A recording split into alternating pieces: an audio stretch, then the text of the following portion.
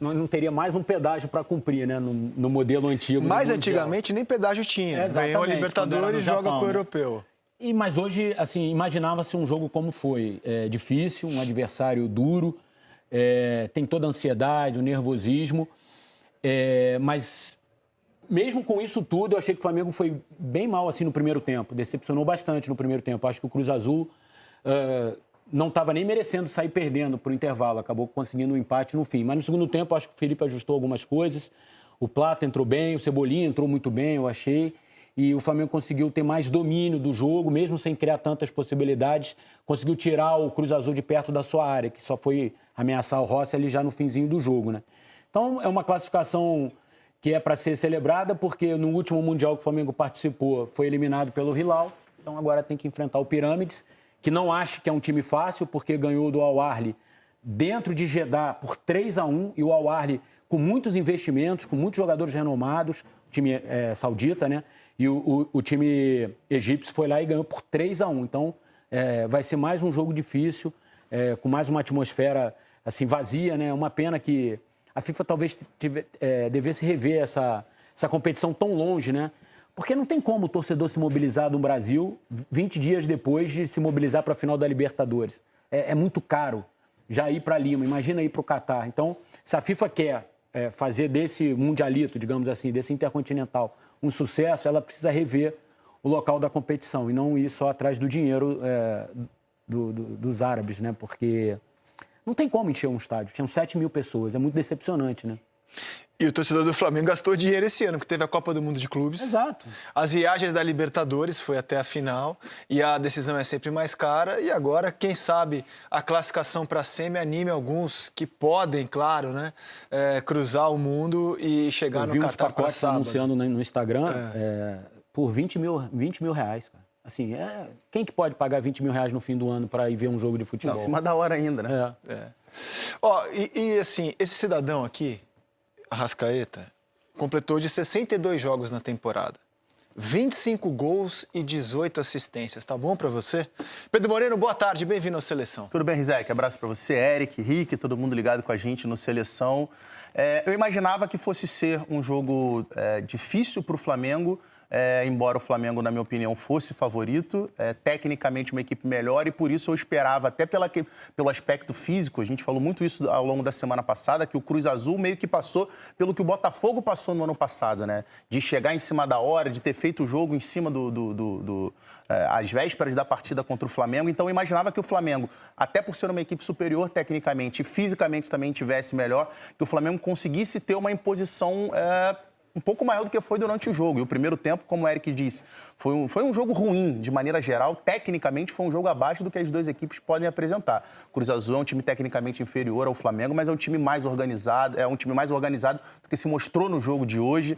Foi um jogo de muitos erros técnicos. O próprio primeiro gol do Flamengo sai de um erro, assim, grosseiro na saída de bola do zagueiro do Cruz Azul. No segundo tempo, de fato, o Flamengo conseguiu dar uma melhorada, deu uma guinada, e aí a classificação, obviamente, está toda em cima desse cara que é um gênio da bola. E a gente tem o privilégio de acompanhar ele aqui mais uma temporada no futebol brasileiro, né? O melhor jogador do Campeonato Brasileiro, o melhor jogador, na minha opinião, da América do Sul.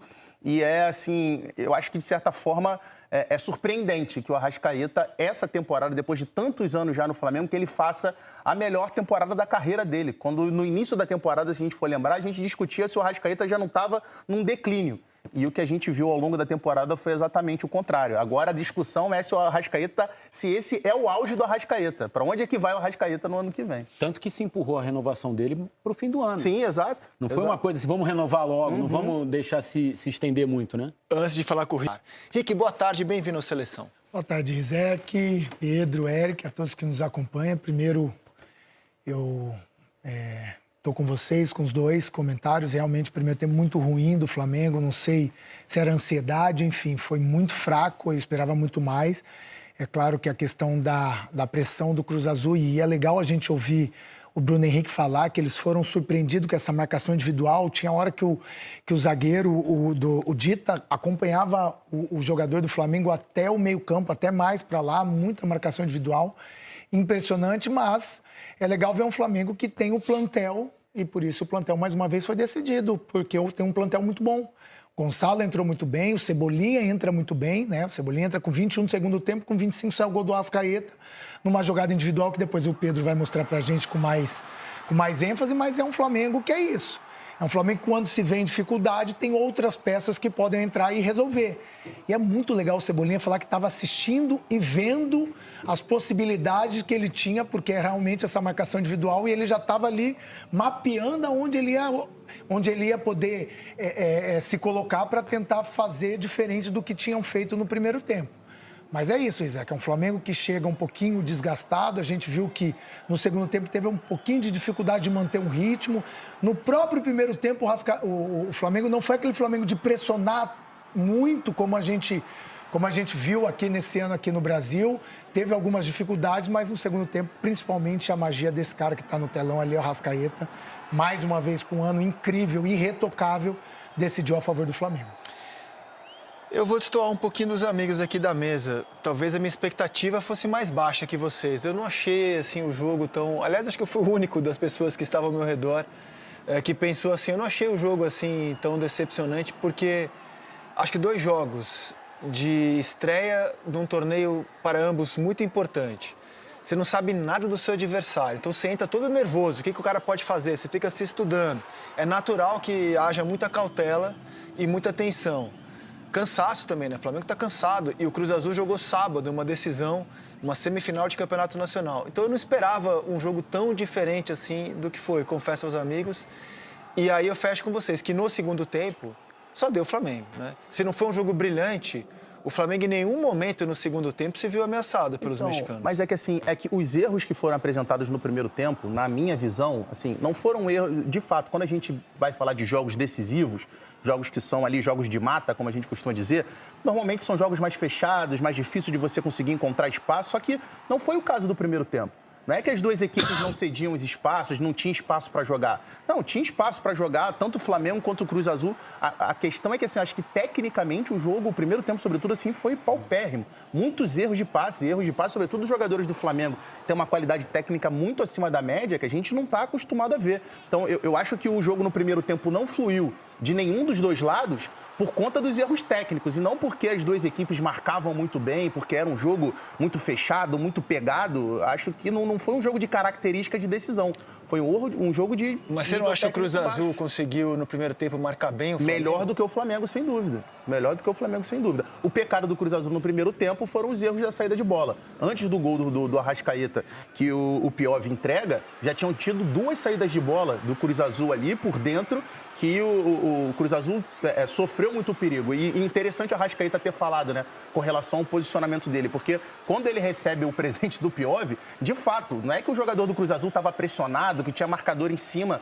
Não, ele tenta dar o passe por dentro. O Arrascaeta falou, a gente no treinou estudo, até, né? A gente treinou que eles tentavam muito o passe por dentro. E, de fato, se você pegar as estatísticas do Cruz Azul no Campeonato Mexicano, é o time com o maior índice de posse de bola e o maior índice de troca de passes ao longo do campeonato inteiro. Média quase liberando a casa dos 59%. E nos primeiros 10 minutos de jogo, o Cruz Azul estava com mais de 60% de posse em relação ao Flamengo. Porque é aquela bola despretensiosa que o Rossi pegou, talvez tenha sido a melhor chance, se é que dá para chamar de chance. 2 minutos do antes... Cruz Azul de conseguir um empate. 2 minutos antes do gol da Arrascaeta, tem uma boa jogada com o Rotondi pelo lado esquerdo, que ele dá um chute perigoso. Mas, de fato, era uma posse de bola também que o Cruz Azul não criava... O Cruz Azul foi mais perigoso no primeiro tempo que no segundo, né? Sim. Porque eu acho que o Flamengo conseguiu ter mais a bola e errou um pouco menos. O Flamengo estava errando muito, assim, tentando jogar de primeira e não estava conseguindo encontrar o tempo da bola. O Jorginho está cobrindo o Cortes ao vivo. Vamos ouvir o meia do Flamengo. O Jorginho é muito bom, porque percebe-se que o Cruz Azul, ele veio com uma proposta que impressionou os jogadores do Flamengo. Eles não estavam preparados para isso. E a minha observação para o Flamengo é que eu não entendi porque o Flamengo não jogou da forma que ele joga aqui no Brasil. Porque mesmo o Cruz Azul não sendo pressionado, né, no primeiro gol do Arrascaeta, há um erro, né? Há um erro. E quando o Flamengo induz o adversário a errar, como faz aqui no Brasil, a probabilidade do Flamengo ter essa posse de bola, ter o jogo muito mais confortável, ela aumenta. E o Flamengo não fez isso no primeiro tempo. não conseguiu impor essa intensidade, e o Jorginho ainda fala a palavra intensidade. Ele falou assim, o Cruz Azul teve mais intensidade que a gente no primeiro tempo. Isso me impressiona. Porque você acabou de falar, Isaac, sobre essa questão de que você discorda, que achou que o jogo ia estar nessa pauta mesmo, nesse roteiro, pelo cansaço, tá? E aí a gente tem a fala de um jogador que fala que foi surpreendido pela intensidade de um time que jogou há 48 horas atrás. Então, assim, é legal o que esses jogadores tiveram que fazer no vestiário para voltar de forma diferente para o segundo tempo e aí sim ser aquele Flamengo que a gente conhece, que não deu chance, não deu oportunidade, a não ser no finalzinho, que o Cruz Azul se lança de forma até desordenada, mas um Flamengo que teve a posse de bola, um Flamengo que teve o controle do jogo, um Flamengo que tirou o conforto do Cruz Azul, fez até questão de jogadores que entraram e entenderam onde tinha que fazer essas movimentações. Então, as minhas ponderações para o Flamengo contra o Pirâmides, é claro que é um outro tipo de jogo, é essa. É talvez não sair daquilo que é o Flamengo da temporada e deixar as coisas acontecer para depois, sim, no intervalo, vir de forma de Flamengo. Aquele Flamengo cultural, de pressão para cima, para frente. E aí, sim, fazer o que o Flamengo fez no segundo tempo, que não deu chance nenhuma para o Cruz Azul. Você vê que o Flamengo jogou tão mal o primeiro tempo, que o Felipe, que não é de mexer no intervalo, mexeu.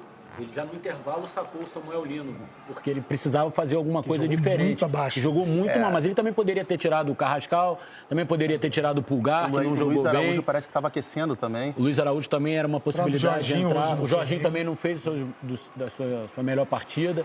Então, o próprio Felipe percebeu que o Flamengo estava diferente mesmo. E eu lembrei o que eu estava falando. O Flamengo errou muita coisa que não erra, porque são jogadores com muita qualidade. Erro técnico, assim, de fazer 1-2 e não conseguia. E na hora do domínio não conseguia ficar com a bola. E toda vez que o Flamengo precisou que o Bruno Henrique jogasse de pivô, isso não só hoje, ao longo da temporada, a coisa não andou. O Bruno Henrique não é característica dele jogar de costas. Ele é o cara que ataca o espaço. É muito difícil para ele ter um zagueiro assim, fuçando no cangote, como a gente viu o zagueiro colombiano, que até puxou ele pela camisa. E não tinha um jogador para jogar de costas. Não tinha. Não tem que ser ele. É ele. Não tem outro. E aí não é nem questão de deficiência, né? É questão de característica. Ele é um cara originário de jogar de ponta. E o elenco não tem um jogador. Tem um reserva do Pedro. Pegando o gancho que eu só queria explicar por que eu não tinha uma expectativa tão alta assim de ser um grande espetáculo. Cara, eu acho que esse tipo de jogo é muito difícil, vou explicar. Nenhum dos times tem a menor ideia do que vai encontrar. Pega o próximo jogo do Flamengo agora, o Pirâmides. Aí você pesquisa, o Pirâmides é o segundo colocado do campeonato egípcio, não perde a 5 jogos. O que isso quer dizer? Não dá pra saber, cara. E a pressão acaba ficando em cima do time brasileiro. Nesse jogo, principalmente, hoje, um pouco mais, assim, né? Mas como é que você projeta um jogo desse? Quem é melhor? Quem é mais time? Cara, não dá pra saber, só quando você tá em campo, mas então, isso deve gerar uma ansiedade, um receio. Uma coisa é você, como o Felipe, deve ter passado noites vendo os vídeos do Cruz Azul, onde eles atacam, como eles se defendem. Mas quem tá em campo, cara, tem aquele receio, assim, do desconhecido. De você não ter certeza, será que eu posso ir? Será que eu vou tomar uma bola nas costas? Será que o cara ali vai me driblar? Você não disputam os mesmos campeonatos. Aí uma vez por ano tem um jogo e você entra em campo para ver o que é. Eu acho muito difícil, realmente, partidas como essas. Então eu acho assim, naturalmente, o jogo com o Pirâmides também vai ter uma carga dramática, um receio dos dois times se estudando. Uma coisa é você enfrentar o europeu. Você já sabe que é pedreira, você conhece os jogadores, você sabe escalar os 11 tranquilamente. Esse tipo de jogo, desses raros encontros entre sul-americanos e times da CONCACAF, ou da África, da Ásia, eu acho complicado mesmo. E tem sido assim na história, né? De 13 para cá, desde que o Corinthians ganhou em 12, de 13 para cá, na metade das vezes, o sul-americano não conseguiu chegar na final, ou seja, ele perdeu para times dos Emirados Árabes, do Japão, do Marrocos, do Congo foi antes de 13, do México.